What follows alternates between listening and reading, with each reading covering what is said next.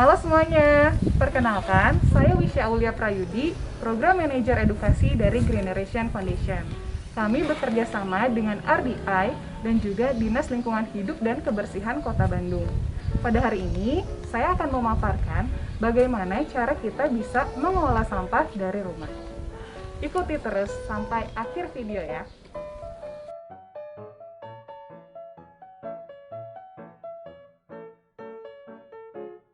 Halo semuanya, saya Wisya dari Greeneration Foundation. Pada hari ini akan memaparkan bagaimana kita bisa mengolah sampah dari rumah. Oke, sebelumnya saya akan memaparkan terlebih dahulu apa saja yang harus kita ketahui mengenai sampah dan juga bagaimana pengelolaannya. Saya ingin bertanya dulu nih sama teman-teman semuanya, kira-kira di rumah kalian ada sampah nggak? Terus sampahnya itu kira-kira kalau udah penuh dikemanain? Lalu kira-kira sampahnya nanti akan berakhir di mana? Nah, apakah pertanyaan-pertanyaan itu sering terlintas di benak kita atau tidak? Karena jika kita memikirkannya, maka kita akan tahu bagaimana cara kita harus mengolah sampah kita sendiri. Oke, jadi mungkin beberapa orang sudah tahu kalau sampah di rumah kita itu dikumpulkan, kita buang di tempat sampah, lalu dibawa oleh petugas kebersihan untuk selanjutnya dibawa ke tempat pembuangan sementara atau TPS. Nanti sampah di sana akan diangkut oleh truk-truk sampah yang kemudian akan dibawa ke tempat pembuangan akhir. Nah, kalau di Bandung, sampahnya dikemanain sih?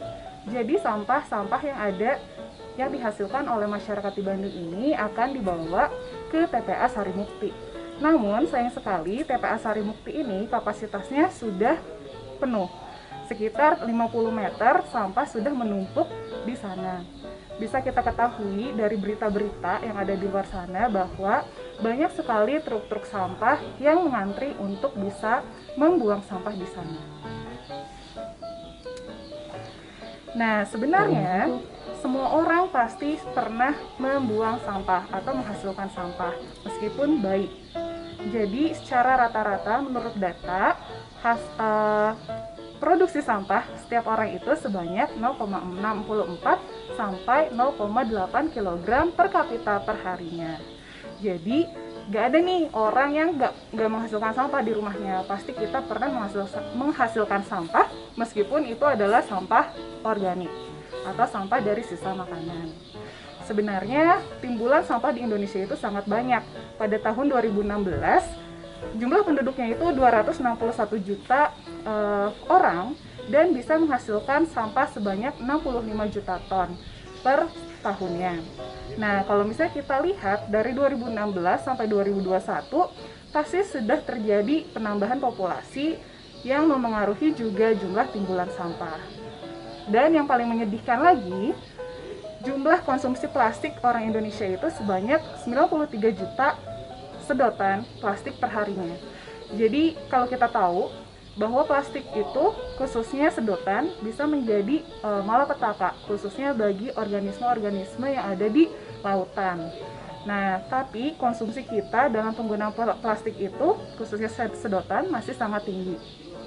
Oleh karena itu kita harus mulai berpikir bagaimana kita bisa mengurangi sampah plastik ini dan juga penggunaan dari plastik. Nah, kalau misalnya sampah kita tidak dibuang ke tempat pembuangan akhir, lalu kemana sampah tersebut harus dibuang? Coba kira-kira di sini apakah ada orang yang tinggal di sekitar sungai atau laut? Apakah di sana ada sampah? Tentu saja ada. Kita bisa melihat banyak sampah organik dan anorganik yang ada di lautan dan juga di sungai-sungai kita. Nah, jadi sampah-sampah yang tidak terbuang dengan baik itu biasanya akan dibuang ke lingkungan. Contohnya misalnya di depan rumah kita ada saluran air atau selokan. Di sana biasanya kita lihat ada plastik-plastik atau bekas bungkus yang tertahan di pinggiran-pinggiran selokannya. Selain itu, sampah-sampah ini akan terbawa langsung ke sungai dan nantinya akan terbawa ke lautan. Nah, kalau misalnya kita tahu secara negatif, alternatif pembuangan sampah itu bisa dilakukan bukan di TPS atau TPA, tapi ke lingkungan. Namun, tanpa kita sadari bahwa permasalahan ini akan berdampak dalam jangka waktu yang panjang. Mungkin sampah hilang dari rumah kita, namun orang lain ataupun organisme makhluk hidup lain bisa merasakan dampak buruk dari pencemaran sampah ini. Kenapa? Karena sampah yang dibuang ke perairan akan terdegradasi menjadi senyawa-senyawa kimia yang bisa meracuni organisme-organisme hidup di dalamnya. Selain itu, ada juga mikroplastik atau plastik berukuran kecil yang dihasilkan dari degradasi plastik yang juga bisa masuk ke tubuh organisme itu. Oke, lalu bagaimana biar kita bisa punya lingkungan yang sehat, yang bersih dengan mengelola sampah tadi? Pertama, kita bisa mengurangi penggunaan plastik. Itu adalah salah satu prinsip pengelolaan sampah yang paling utama dan mulai didorong saat ini.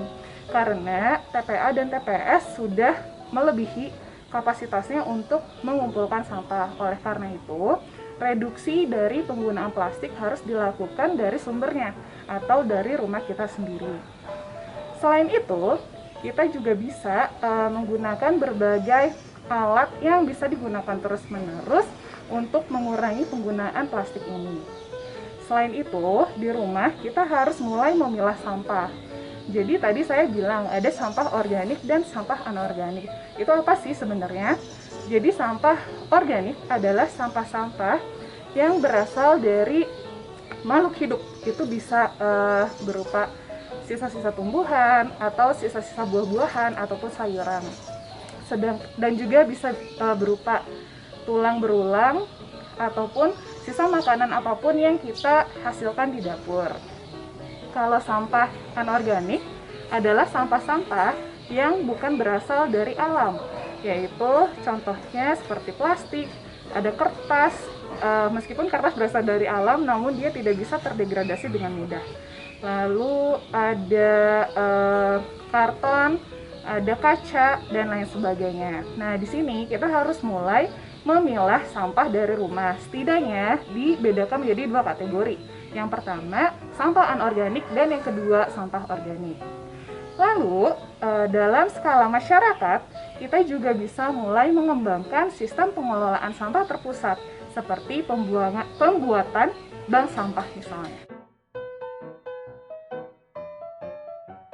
Oke, tadi saya sudah memberitahukan bagaimana tips-tips untuk mengurangi penggunaan sampah. Namun di sini saya akan menambahkan beberapa tips lain. Jadi ada beberapa tips untuk mengurangi penggunaan plastik. Yang pertama, kita bisa mulai untuk membeli kebutuhan rumah tangga dari bulk store atau dari toko yang bisa memberikan kita makanan atau bahan makanan dalam jumlah yang banyak ataupun sedikit tanpa menggunakan kemasan, sehingga kemasan plastik yang dihasilkan bisa berkurang.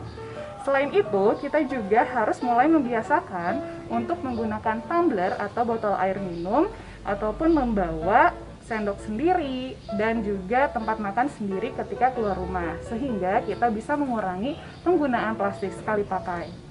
Selain itu, kita juga sudah bisa membawa tas atau tote bag yang kecil ukurannya yang bisa dilipat untuk berbelanja kebutuhan sehari-hari.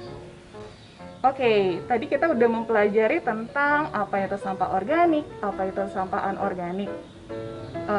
Jadi kalau misalnya saya ulang lagi, sampah organik itu adalah sampah yang berasal dari makhluk hidup atau organisme hidup yang mudah membusuk. Sehingga sebenarnya pengolahan dari sampah organik ini harusnya lebih mudah dibanding sampah anorganik. Namun seringkali kita malas untuk melakukannya gitu.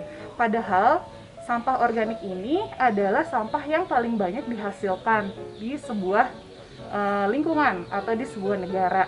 Contohnya di Indonesia sekitar 60-70% sampah itu adalah sampah organik. Dan sampah organik ini bisa menjadi malapetaka ketika tidak dikelola dengan baik. Contohnya di TPA Lubis Gajah pernah kejadian sampah akumulasi dari sampah organik dan organik ini menghasilkan ledakan yang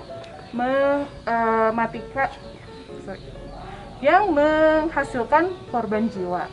Oleh karena itu kita harus setidaknya memisahkan sampah organik dan anorganik. Oke, selanjutnya hal yang paling penting kita lakukan adalah pemilahan sampah menjadi sampah organik dan anorganik. Sampah organik contohnya apa sih? Biasanya kalau di rumah, sampah yang kita hasilkan berupa sisa-sisa makanan ataupun bahan-bahan yang tidak kita masak. Contohnya misalnya di sini ada kulit dari alpukat. Ini termasuk dan juga jeruk. Ini merupakan sampah organik yang bisa kita proses selanjutnya. Lalu ada juga dedaunan dan juga sisa sayuran. Jadi nanti kan ini misalnya kita nggak bisa masak ya. Nah nanti kalau misalnya kita sudah mempelajari gimana kita bisa mengelola sampah organik ini, maka kita akan menghasilkan sampah organik yang lebih minim seperti itu. Lalu ada juga sampah anorganik, yaitu sampah-sampah yang tidak bisa terdekomposisi dengan cepat. Contohnya plastik, misalnya kayak sendok plastik ini. Terus ada juga botol air minum mineral, dan juga ada kresek seperti itu. Dan juga selain plastik, sebenarnya kertas juga termasuk sampah anorganik. Nah, kenapa kita harus mengurangi penggunaan material-material anorganik? Karena kita tidak bisa mengelolanya dari rumah. Gitu. Jadi kita harus bisa berusaha untuk mengurangi penggunaannya dari awal.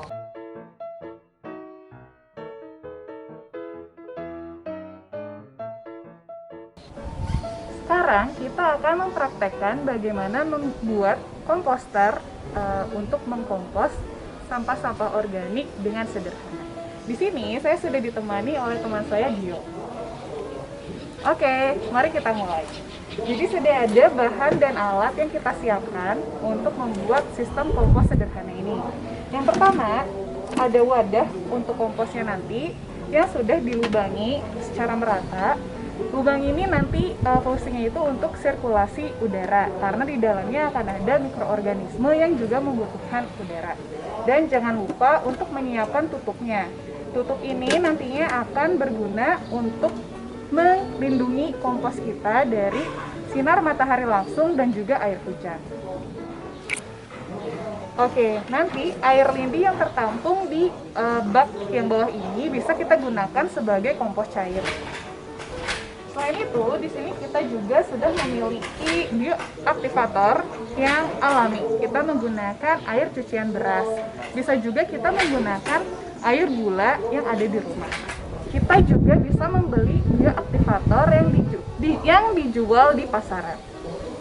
Fungsi dari bioaktivator ini sebenarnya untuk mempercepat proses dekomposisi dari kompos kita, sehingga kompos bisa cepat matang.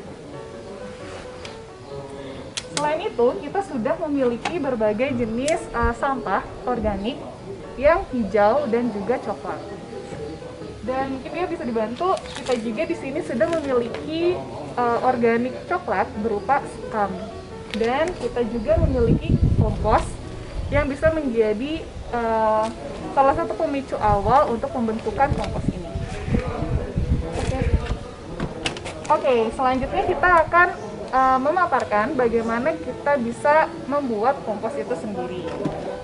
Jadi, kita masukkan pertama-tama organik coklat berupa sekam. Sekam ini bisa diganti dengan serbuk gergaji.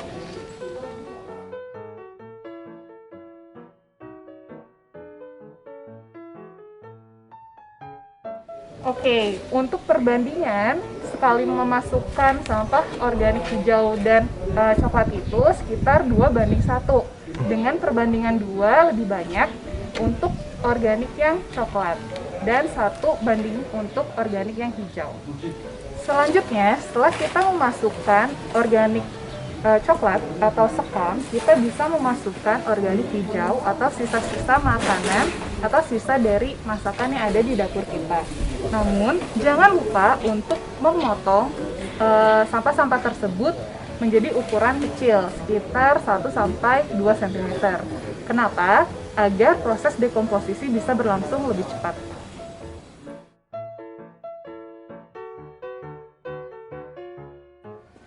Selanjutnya, setelah kita memasukkan organik hijau, kita bisa menambahkan organik coklat lagi di atasnya. Nah, organik coklat ini tidak hanya terbatas oleh sekam, tapi kita bisa menggunakan daun-daun yang berguguran yang ada di halaman rumah kita.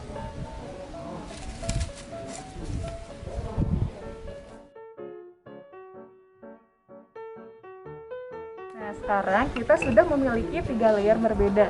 Yang paling dasar adalah organik coklat berupa sekam kering. Lalu selanjutnya kita layer dengan menggunakan organik hijau berupa sisa-sisa sayuran dari dapur.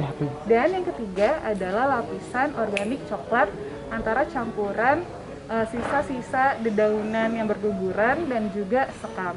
Namun sebenarnya untuk organik coklat ini bisa menyesuaikan dengan apa yang ada di rumah masing-masing. Nah, selanjutnya kita akan menambahkan salah satu media yang cukup penting, yaitu kompos. Kompos ini gunanya untuk menjadi inisiasi atau awal dari proses dekomposisi. Karena di kompos sendiri sudah terdapat banyak mikroorganisme yang bisa mempercepat proses komposting itu. Mengganti kompos adalah ini kan? Oh iya, selain kompos, kita bisa menggunakan tanah biasa. Ya, setelah kita menambahkan kompos atau tanah di lapisan terakhir, kita bisa menggunakan bioaktivator untuk mempercepat proses dekomposisi sehingga kompos yang kita buat bisa matang dengan lebih cepat. Nah, sekarang kita menggunakan air cuci beras. Mungkin akan lebih enak kalau kita menggunakan spray, jadi bisa lebih merata. Oke, setelah kita menambahkan bioaktivator, selanjutnya sampah bisa kita masukkan lagi sesuai dengan urutan yang tadi. Jadi yang pertama harus organik coklat, diikuti oleh organik hijau yang sudah dipotong-potong menjadi kecil, lalu diikuti organik coklat lagi, dan kompos. Jika sudah selesai, kita bisa menutupnya dengan rapat agar komposter kita bisa terlindung dari sinar matahari langsung dan juga air hujan. Lalu kita harus membawa komposter ini ke tempat yang lebih sejuk. Nah, kita harus membawa wadah dari kompos ke tempat yang sejuk agar terhindar dari sinar matahari langsung dan juga bisa melindungi komposter kita dari curah hujan yang terlalu tinggi.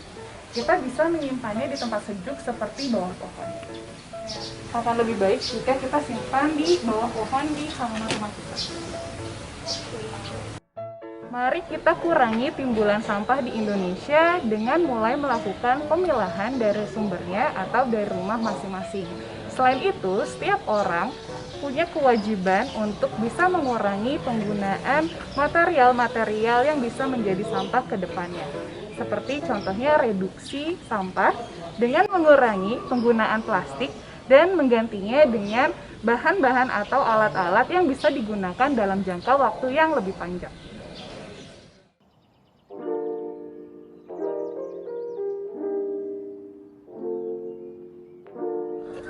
Bismillahirrahmanirrahim. Assalamualaikum warahmatullahi wabarakatuh.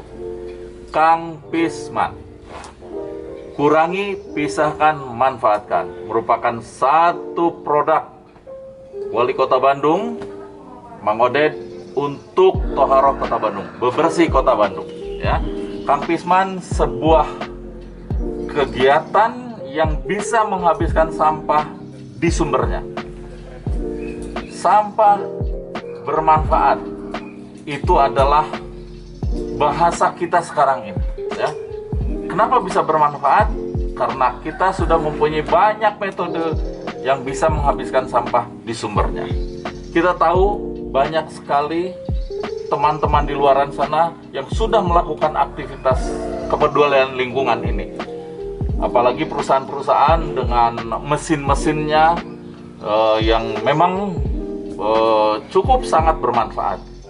Tapi Kang Pisman, ini sebuah pola, sebuah kegiatan, sebuah perilaku yang mencoba untuk bisa merubah perilaku kita yang tadinya budayanya kumpul angkut buang sampah menjadi pungut pilah olah sampah di tempat, ya.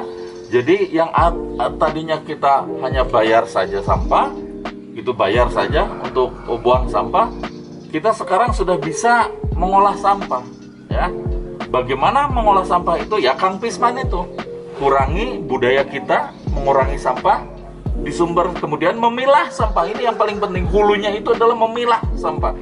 Memilah sampah organik dan anorganik. Anorganiknya ini ada yang B3, ada yang residu, ada yang bisa bernilai untuk ke bank sampah dan lain sebagainya. Ya. Buat teman-teman sekalian, buat masyarakat sekalian, ya, mari kita pelajari Kang Pisman yang benar-benar prakteknya Kang Pisman, ya. Insya Allah kalau Kang Pismannya mungkin teman-teman sudah mengetahuinya seperti apa Kang Pisman itu. Tapi hari ini mudah-mudahan kita coba praktek, ya, praktek untuk bisa menghabiskan sampah di sumbernya, ya. Kang Pisman, kurangi, pisahkan, manfaatkan. Assalamualaikum warahmatullahi wabarakatuh. Kita gunakan adalah sampah serbuk gergaji. Oke. Yang kedua, kotoran hewan. Kotoran hewannya bebas, bisa kuda, bisa sapi, bisa domba. Yang penting jangan kucing sama anjing. Tuh. Karena asam mungkin. Kita diajarnya begitu. Oke. Yang ketiga adalah daun-daunan atau jatuhan daun. Oke. Gimana cara buatnya? Pertama, kita tebarkan serbuk gergaji.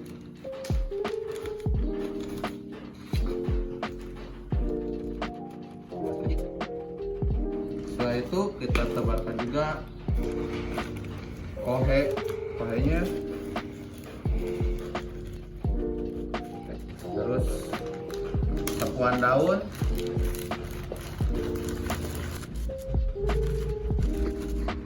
dan sampah organik. Ini hari kedua kita buat pengomposan. Untuk hari pertama kita buat hari kedua kita buat kompos.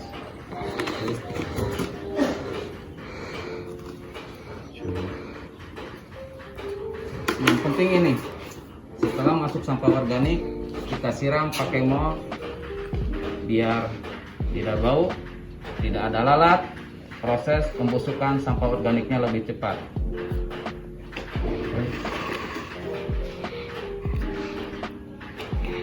Buat tutup botol.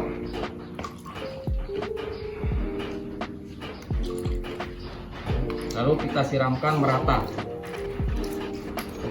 Kita tutup lagi dipakai serbuk gergaji.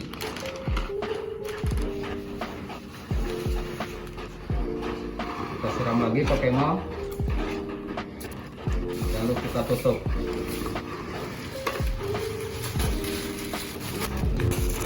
Oke, untuk sampah organik hari kedua kita komposkan. Untuk mol kita kan tidak bisa dibuka tutup. Untuk pengomposan ini besoknya ada hari ketiga, ada sampah organik lagi, kita tinggal buka.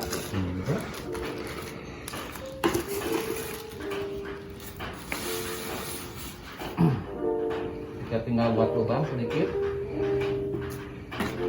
tinggal masukin lagi sampah organiknya.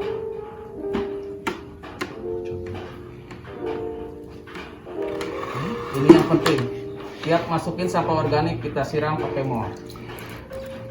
Kalau serbuk gergajinya masih ada di sini, kita tinggal gini untuk menghemat serbuk gergaji juga. Terus kita siram lagi mol. Setelah 20 hari si kompos ini kita aduk. Kita aduk. Nanti hari ke-40 ya kita panen yang paling bawah. Dan ini hasilnya. Hasil panennya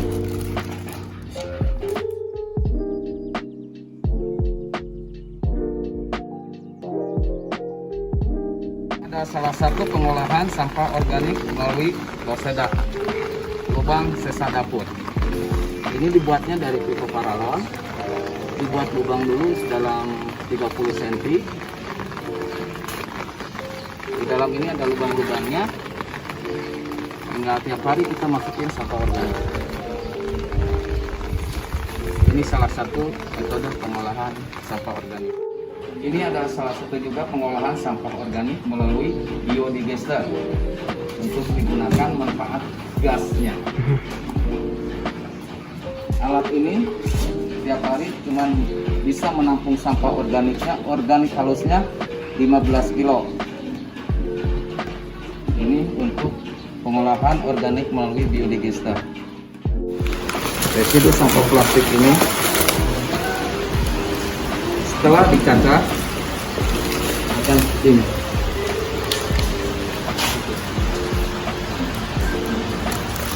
Ini dari 2 karung seperti ini. Ini untuk bisa mengurangi kubikasi yang dibuang ke TPS dan waktu pembuangan juga. Ini untuk yang residu. Ini ada satu lagi.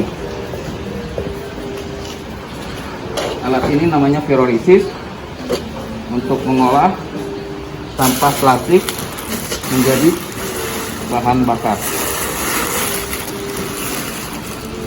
Bisa solar, bisa juga premium. Ini untuk anorganik yang menggunakan alat. Untuk masalah anorganik bisa selesai di Sumbar. Teman-teman sekalian, sudah banyak sekali komunitas yang sangat peduli untuk melakukan Kang Pisman itu. Ini adalah salah satunya adalah tim Sabar, ya. Tim Sabar mengelola zero waste, ya. Zero waste itu nol sampah. Nol sampah itu bukan kemudian memindahkan masalah sampah, tapi menyelesaikan masalah sampah, ya. Tim Sabar itu sampah menjadi barokah. Sabar, sampah menjadi barokah. Dulu sampah, sekarang rupiah. Dulu sampah menjijikan, sekarang sampah menjanjikan. Dulu sampah membahayakan, sekarang sampah membahagiakan. Lebih baik hidup dari sampah daripada hidup jadi sampah. Terima kasih, Kang Pisman.